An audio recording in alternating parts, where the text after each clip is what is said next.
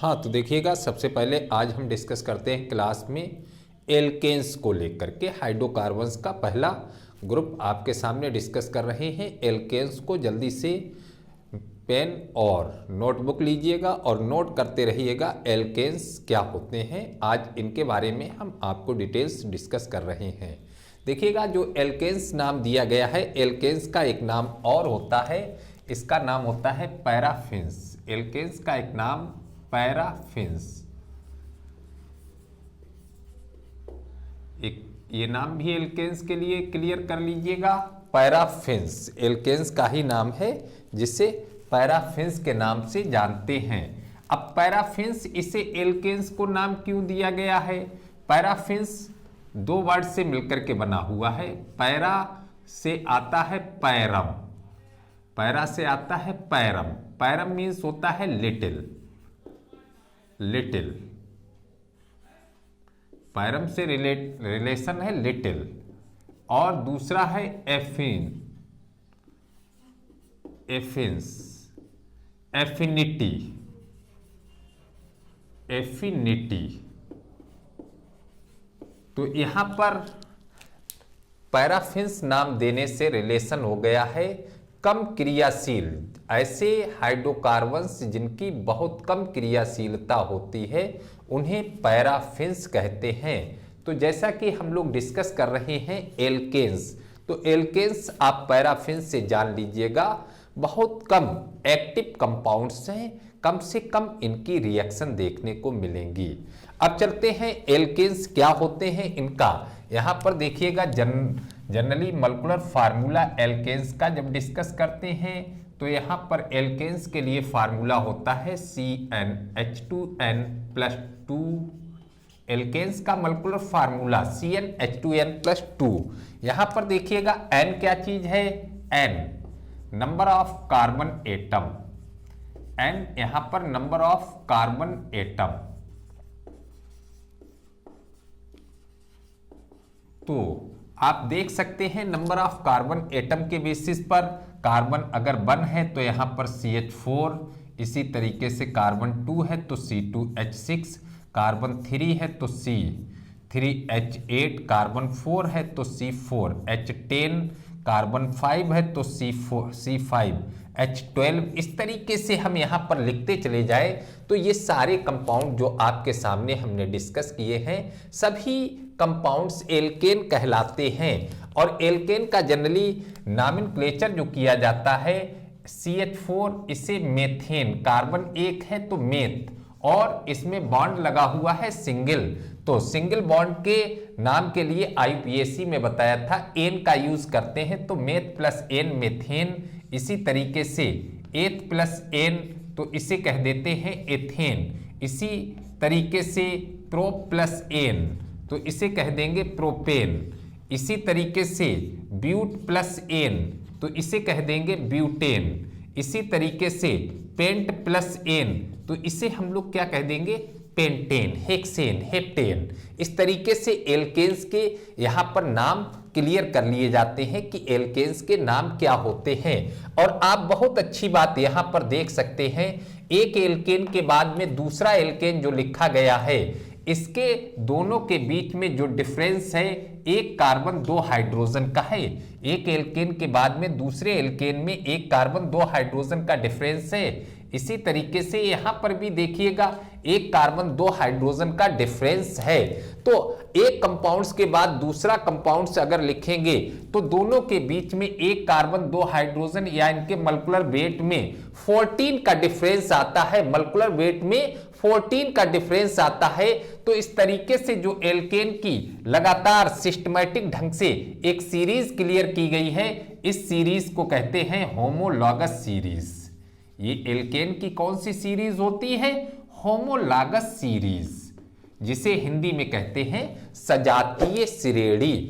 Homologous series, जिसमें एक ही molecular फार्मूले के सारे कंपाउंड सिस्टमैटिक ढंग से लिखे जाएं और दो कंपाउंड्स के बीच में एक कार्बन 2 हाइड्रोजन का अगर डिफरेंस होता है तो उनकी जो सीरीज होती है उसे होमोलॉगस सीरीज कहते हैं। तो आपने यहां पर एल्केन्स की जनरल आइडेंटिफिकेशन को डिस्कस किया है। अब एल्केन्स का हम सबसे पहले डिस्कस करते हैं, इसका प्रिपरेशन कैसे करते हैं। देखिएगा यहां पर हम आपसे अब डिस्कस करते हैं कि एल्केन्स कैसे बनाए जाते हैं। इनके बनाने के कुछ आपके सामने तरीके यहाँ पर डिफाइन करते हैं एल्केन्स को लेकर के, जिसमें सबसे पहला यहाँ पर मेथड हम आपके सामने डिस्कस करते हैं एल्कीन से। देखिएगा यहाँ पर हम आपके सामने मेथड डिस्कस कर रहे हैं फ्रॉम एल्कीन। एल्कीन से एल्केन कैसे डिस्कस करेंगे, कैसे बनाएंगे। देखिएगा एल्कीन से एल्केन बनाने के लिए एल्कीन की रिएक्शन हाइड्रोजन के साथ में कराते हैं। एल्कीन की रिएक्शन हाइड्रोजन के साथ में कराते हैं। यहाँ पर कई कैटालिस्ट यूज में लाए जाते हैं, जिसमें निकल का भी यूज कर लेते हैं, तो RCH2CH3। तो इस तरीके से आपका एल्केन का प्रिपरेशन है। इसी तरीके से सेकंड प्रोसेस देखिएगा, यहाँ पर सेकंड प्रोसेस एल्केन्स को डिस्कस करने की from fatty acid. Fatty acid से रिलेशन है कार्बोक्सिलिक एसिड। फैटी एसिड से रिलेशन है कार्बोक्सिलिक एसिड। कार्बोक्सिलिक एसिड से हम यहाँ पर एल्केन को डिस्कस करते हैं। किससे डिस्कस करते हैं? कार्बोक्सिलिक एसिड से। कार्बोक्सिलिक एसिड से जब एल्केन डिस्कस किए जाते हैं तो सबसे पहले कार्बोक्सिलिक एसिड, ये किसका फार्मूला है? कार्बोक्सिलिक एसिड का। किसका फार्मूला है? COOH ग्रुप कार्बोक्सिलिक एसिड का। इसकी रिएक्शन हम NaOH के साथ में कराते हैं, तो यहां पर हो जाता है RCOONA प्लस H2O। तो आपका यहां पर बन गया है सोडियम कार्बोक्सिलेट। क्या बन गया है? Sodium carboxylate. यहां पर सोडियम कार्बोक्सिलेट एक सॉल्ट बना हुआ है, जिसे सोडा लाइम के साथ में रिएक्ट कर दें। सोडियम कार्बोक्सिलेट को किसके साथ में रिएक्ट कर दें? सोडा लाइम के साथ में इसे रिएक्ट कर दें। सोडा लाइम के साथ में इसे रिएक्ट कर दें, तो RCRH प्लस Na2CO3 एल्केन का फॉर्मेशन हो जाता है। तो इस तरीके से एल्केन का यहां पर फॉर्मेशन कर लिया जाता है। अब ये जो रिएक्शन यहां पर आपको दिया गया है, इसे डीकार्बोक्सिलेशन रिएक्शन भी कहते हैं। इसे क्या कहते हैं? Decarboxylation reaction. इस रिएक्शन को डीकार्बोक्सिलेशन रिएक्शन भी कहते हैं। ये एल्केन बनाने का लैब मेथड है। और डियर स्टूडेंट ध्यान रखिएगा, जो कार्बोक्सिलिक एसिड होगा उसमें जितने भी कार्बन होंगे उससे एक कार्बन कम हो जाएगा। टोटल कार्बन में से एक कार्बन कम होकर के यहां पर एल्केन बनेगा। इसी तरीके से नेक्स्ट यहां पर हम डिस्कस कर सकते हैं, थर्ड पॉइंट डिस्कस कर सकते हैं फ्रॉम वोल्टेज रिएक्शन। देखिएगा यहां पर वोल्टेज रिएक्शन की बात आपसे कर रहे हैं। वोल्टेज रिएक्शन से एल्केन प्रिपेयर किए जाते हैं। वोल्टेज रिएक्शन से एल्केन प्रिपेयर किए जाते हैं, एल्केन बनाए जाते हैं।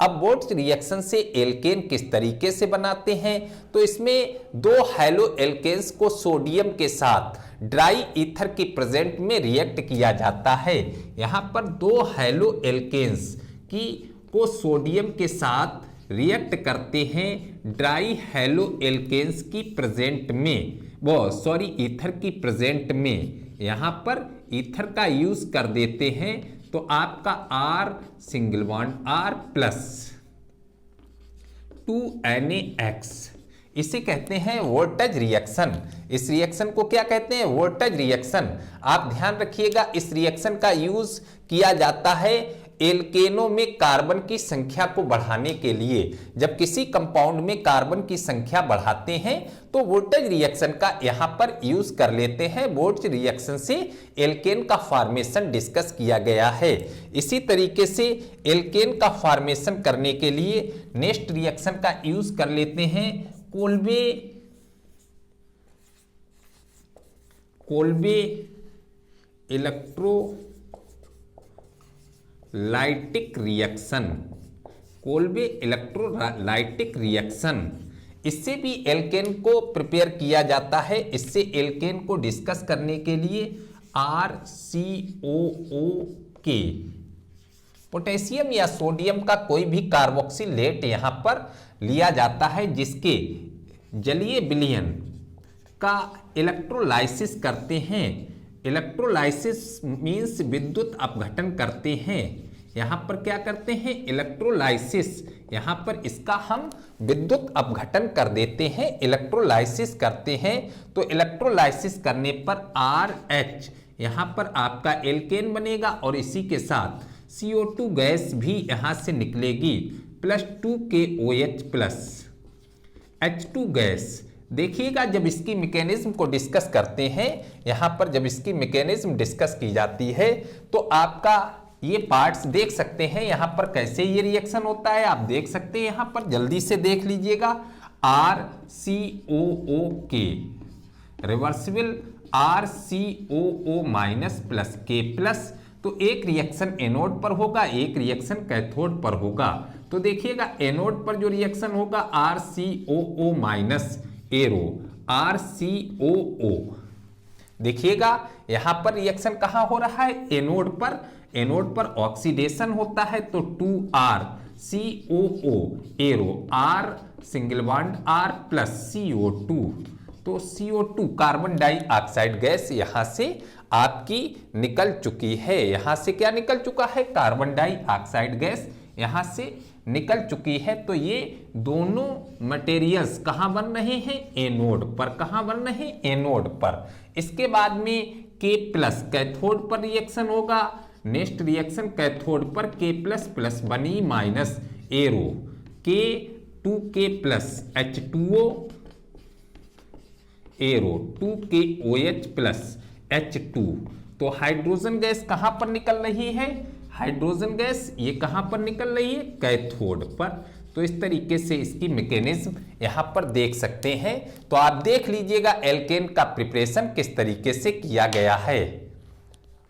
देखिएगा अब एल्केन्स की आपके सामने कुछ फिजिकल प्रॉपर्टीज यहां पर डिस्कस करते हैं। एल्केन की फिजिकल प्रॉपर्टीज।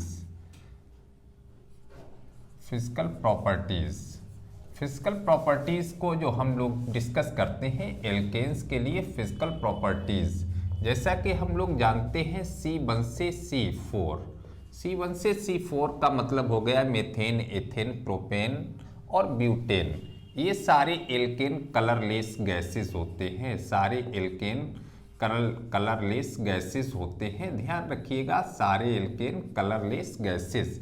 इसके बाद में C15 से C16 तक ये सभी एल्केन कलरलेस लिक्विड होते हैं। और बाद बाकी कोई भी एल्केन्स यहाँ पर डिस्कस किया जाए, सभी एल्केन्स सॉलिड होते हैं। आप अच्छे से जानते हैं एल्केन जल में बहुत कम विलय होते हैं, अनसॉल्वेबल होते हैं। तो कह सकते हैं एल्केन वाटर में अनसॉल्वेबल रहते हैं, बहुत कम वाटर में डिसॉल्व हो पाते हैं, क्योंकि वाटर के साथ में हाइड्रोजन बॉन्ड नहीं बनाते हैं। आप अच्छे से ध्यान रखिएगा, एल्केन वाटर के साथ में हाइड्रोजन बॉन्ड नहीं बनाते हैं, इसलिए अनसॉल्वेबल होते हैं। एल्केन का मॉलिक्यूलर वेट बढ़ने के साथ इनका MP और BP मेल्टिंग पॉइंट और बॉइलिंग पॉइंट लगातार बढ़ता है। MP और BP इनका इंक्रीज होगा, जैसे यहाँ पर CH4, इसी तरीके से फिर नेक्स्ट लिख लिया है C2H6, नेक्स्ट लिख लिया है C3H8, नेक्स्ट लिख लिया है C4H10, इसी तरीके से C5H12। यहाँ पर इस तरीके से हमने एल्केन्स को डिस्कस किया है। ये मॉलिक्यूलर वेट का यहाँ पर बढ़ता हुआ सिस्टम है। ये क्या है? मॉलिक्यूलर वेट का बढ़ता हुआ सिस्टम है। तो यहाँ पर BP बॉइलिंग पॉइंट और मेल्टिंग पॉइंट की बात कर दी जाए तो इंक्रीजिंग सिस्टम है, increases order of boiling point है। यहां पर बॉइलिंग पॉइंट का इंक्रीजिंग ऑर्डर है। कैसे बढ़ रहा है? क्या देखते हैं? Molecular weight. मॉलिक्यूलर वेट बढ़ेगा तो बॉइलिंग पॉइंट भी बढ़ता है। आइसोमर्स एल्केन्स की अगर हम यहां पर बात कर दें, जैसे यहां पर एक एल्केन्स लिया हुआ है हमने पेंटेन CH3CH2CH2। देखिएगा एक बहुत इंपॉर्टेंट क्वेश्चन आपके सामने हम डिस्कस करते हैं। यहाँ पर एक हमने नॉर्मल पेंटेन ये डिस्कस किया है, नॉर्मल पेंटेन C5H12 ये फार्मूला है। इसके कुछ कंपाउंड्स हम यहाँ पर देख रहे हैं। इसी तरीके से हमने यहाँ पर लिखा हुआ है CH3CH, CH3, CH2, CH3। यहाँ पर देखिएगा एक आइसोपेंटेन की बात हमने की है, आइसोपेंटेन की बात की है। इसी तरीके से एक यहाँ पर लिख लेते हैं CH3, यहाँ पर जब हमने लिखा है तो इसे नियोपेंटेन कहते हैं, नियोपेंटेन। तो यहाँ पर पेंटेन के 3 फार्मूले डिस्कस किए हैं, जिनमें आप देख सकते हैं molecular weight carbon 12x5 plus 12x1, hydrogen का 1 होता है, हाइड्रोजन कितने हैं 12 है, तो 16 और 12 72। मॉलिक्यूलर वेट कितना है, ये क्या चीज है इसकी मॉलिक्यूलर वेट 72। अब यहां पर हम लोग देख सकते हैं नॉर्मल पेंटेन, आइसोपेंटेन, नियोपेंटेन, जिसमें सबसे ज्यादा शेप एंड साइज आपको दिख रही होगी नॉर्मल पेंटेन में। और किसी भी एल्केन्स या किसी भी कंपाउंड्स आइसोमर्स में जितना आकार हिंदी में ध्यान रखिएगा, जितना आकार बड़ा लिखा होगा उसका एमपी ज्यादा होगा, बीपी ज्यादा होगा।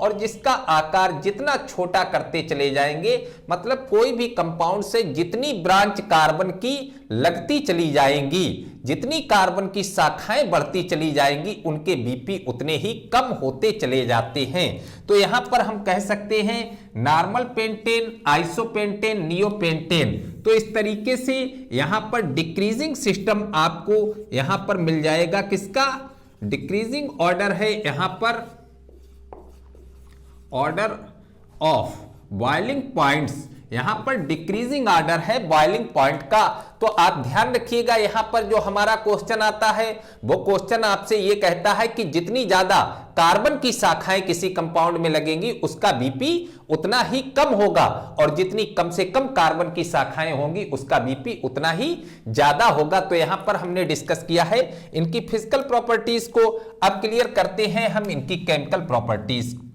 यहां पर देखिएगा नेक्स्ट प्रॉपर्टीज डिस्कस करते हैं इनकी केमिकल प्रॉपर्टीज। एल्केन्स की केमिकल प्रॉपर्टीज को यहां पर क्लियर करते हैं। सबसे पहले एल्केन्स जैसा कि बताया है बहुत कम क्रियाशील होते हैं, बहुत कम क्रियाएं एल्केन्स की रहती हैं। सबसे पहले तो हम यहां पर क्लियर करते हैं हैलोजिनेशन।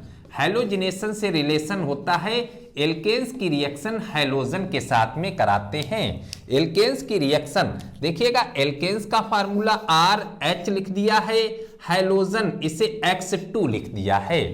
तो RH और X2 देखिएगा, H और यहां पर डबल X है, जैसा कि आप जानते हैं RH प्लस X, यहां पर देखिएगा X सिंगल बॉन्ड X, तो H और X ये आपस में क्रिया कर लेंगे। तो यहां पर हो जाएगा RH प्लस HX। इसे क्या कहते हैं हैलोजिनेशन।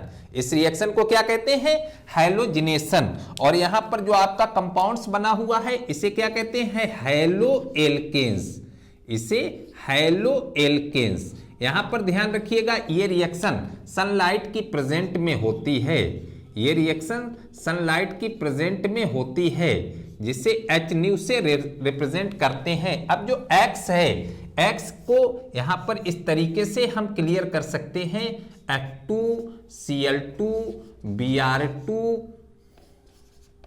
और I2। ये क्रियाशीलता जो है उसका डिक्रीजिंग ऑर्डर है, यहां पर क्रियाशीलता का घटता हुआ क्रम है, एक्टिविटी का डिक्रीजिंग ऑर्डर है, एक्टिविटी का घटता क्रम है, डिक्रीजिंग ऑर्डर है, घटता क्रम। कैसा है घटता क्रम है। तो आयोडीन की अगर आयोडीनीकरण यहां पर देखेंगे, आयोडीन से जब रिएक्शन कराएंगे तो यहां पर किसी ऑक्सीडेंट का यूज करना पड़ेगा, इस रिएक्शन में किसी ऑक्सीडेंट का यूज करना पड़ेगा। ये दोनों रिएक्शन डायरेक्टली सनलाइट में हो जाएंगी। यहां पर आयोडीन कम से कम क्रियाशील होता है तो किसी इलेक्ट्रोलाइट का यहां पर यूज करेंगे। तो ध्यान रखिए ऑक्सीडेंट का यूज करेंगे, इसको ध्यान रखिएगा। अब जो हैलोजिनेशन रिएक्शन होता है इसकी मैकेनिज्म कैसे क्लियर होती है, इसकी मैकेनिज्म यहां पर देखिएगा, हम आपको डिस्कस करते हैं। हैलोजिनेशन की मैकेनिज्म कैसे डिस्कस करेंगे, इसकी मैकेनिज्म 3 स्टेप में क्लियर कराई जाती है। पूरी मैकेनिज्म 3 स्टेप में आती है, जिसमें स्टेप फर्स्ट यहां पर हैलोजिनेशन कराते हैं X सिंगल बॉन्ड X। यहां पर क्या रहता है कि होमोलिटिक फिशन होता है, इनके बीच में कौन सा फिशन होता है, होमोलिटिक फिशन होता है। और होमोलिटिक फिशन से क्या बनता है, फ्री रेडिकल्स। यहां पर क्या बन जाता है, फ्री रेडिकल्स का फॉर्मेशन होता है X प्लस X। ये फ्री रेडिकल्स का यहां पर फॉर्मेशन होता है। फर्स्ट स्टेप है। सेकंड स्टेप देखिएगा, सेकंड स्टेप में फ्री रेडिकल्स अटैक करता है CH4 एल्केन्स पर। फ्री रेडिकल्स का अटैक होता है एल्केन्स पर RH। अब चूंकि यहां पर हम जान सकते हैं कि फ्री रेडिकल्स के पास में अनपेयर्ड इलेक्ट्रॉन होता है तो इसे एक इलेक्ट्रॉन की यहां पर जरूरत रहती है और वो इलेक्ट्रॉन ये हासिल करता है किससे, H से। तो जब यहां पर H से इलेक्ट्रॉन हासिल करता है तो R प्लस HX यहां पर एल्किल फ्री रेडिकल्स का फॉर्मेशन हो रहा है। किसका फॉर्मेशन हो रहा है, एल्किल फ्री रेडिकल्स का फॉर्मेशन यहां पर हो रहा है। अब जो एल्किल फ्री रेडिकल्स है वो अब अगले यहां पर इसके साथ में रिएक्ट कर लेता है R free radicals X free radicals, तो यहां पर हो जाएगा RX।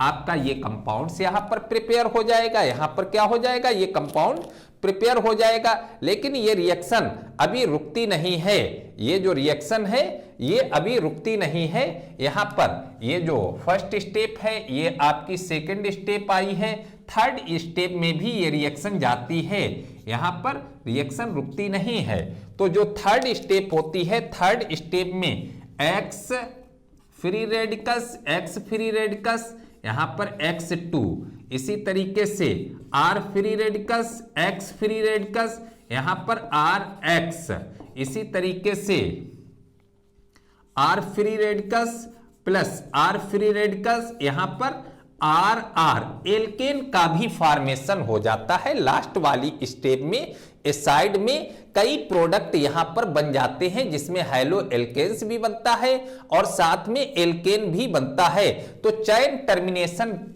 स्टेप होती है, इस स्टेप का नाम होता है चैन टर्मिनेशन स्टेप, इसका नाम है चैन टर्मिनेशन स्टेप। इसी तरीके से जो सेकंड स्टेप है इसको हम लोग कहते हैं चैन प्रोपेगेशन स्टेप, इसको नाम देते हैं चैन प्रोपेगेशन स्टेप, चैन प्रोपेगेशन स्टेप। और फर्स्ट स्टेप को कहते हैं यहां पर चैन टर्मिनेशन स्टेप, चैन जो फर्स्ट स्टेप है, फर्स्ट स्टेप को देखिएगा, फर्स्ट स्टेप को कहते हैं chain termination step.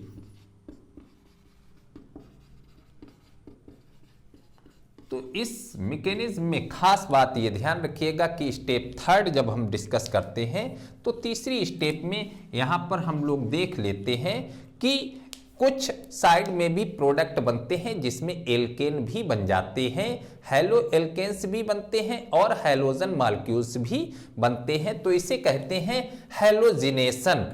Cl F2 से है तो फ्लोरीनेशन, Cl2 से रिएक्शन हो रही है तो क्लोरीनेशन कहेंगे, Br2 से हो रही है तो इसे ब्रोमीनेशन कहते हैं, और I2 से होती है तो इसे आयोडीनेशन कहते हैं। अब जैसे यहाँ पर हम एक अच्छी सी इसी में रिएक्शन आपको डिस्कस करा देते हैं। जैसे आप CH4 की रिएक्शन Cl2 के साथ में अगर क्लियर कराते हैं तो फर्स्ट स्टेप में यहां पर देख लेंगे CH3Cl, क्योंकि हमने बताया था कि एक X से रिएक्शन करके HCl बना लेता है। अभी इसके पास में 3 हाइड्रोजन हैं तो ये रिएक्शन लगातार होता रहेगा। अब यहां पर CH2Cl2, अभी इसके पास में 2 और हाइड्रोजन हैं तो अभी आगे फिर रिएक्शन होगा, तो यहां पर फिर रिएक्शन होगा तो CHCl3, अभी एक हाइड्रोजन और है यहां पर तो देखिएगा फिर रिएक्शन हो जाएगा CCl4। इस तरीके से रिएक्शन यहां पर लगातार चलता है। मेथेन का क्लोरीनेशन करते हैं जिसमें क्लोरोमेथेन, डाइक्लोरोमेथेन, ट्राइक्लोरोमेथेन, जिससे क्लोरोफॉर्म